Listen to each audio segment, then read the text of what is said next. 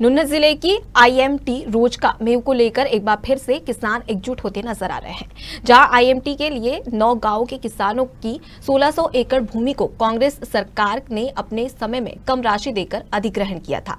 उसके बाद किसानों का धरना 1 साल से लंबे समय तक चला। वहीं भाजपा की सरकार ने किसानों की बात मानी और धरने को समाप्त कराया। लेकिन फिर एक बार किसान आईएमटी रोकमा मेव को लेकर एकजुट हुए हैं और सरकार द्वारा किए गए वादे को पूरा नहीं करने पर 9 गांव के सैकड़ों किसानों ने पंचायत की, जहां उन्होंने एक बार फिर मांग पूरी नहीं होने पर धरना प्रदर्शन की चेतावनी दी है। ये जो मामला है, ये जमींदारों का किसानों का जेन्युइन मामला है जी। ये तो ऑन रिकॉर्ड है, लिखत है इसकी, और 10 बिंदुओं पे किसानों का और प्रशासन का फैसला हुआ था, 10 पॉइंट्स पे।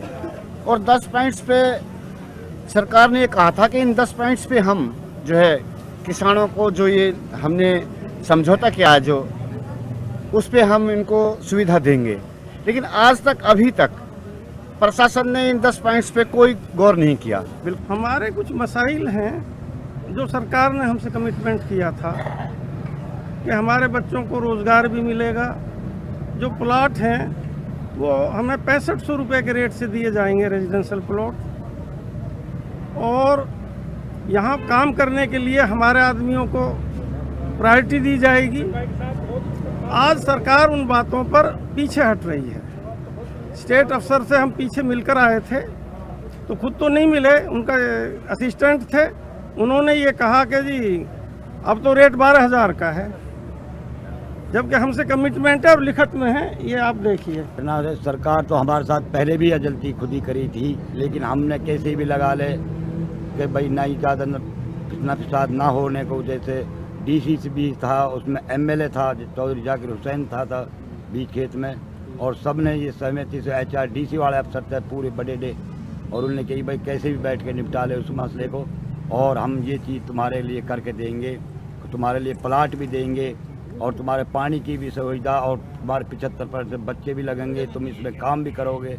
और आज हमारे हालात ऐसे दिखाई दे रहे हैं कि हमसे कोई नू भी ना पूछने वाला तुम कहाँ रह रहे हो, कहाँ ना। ये लिया गया है कि जो हमारे साथ समझौता हुआ था, सरकार ने समझौता किया था, उसमें DC भी शामिल था और उसमें स्टेट अफसर भी थे, सारे सबके साइन है, लिखित रूप में दे रखा है।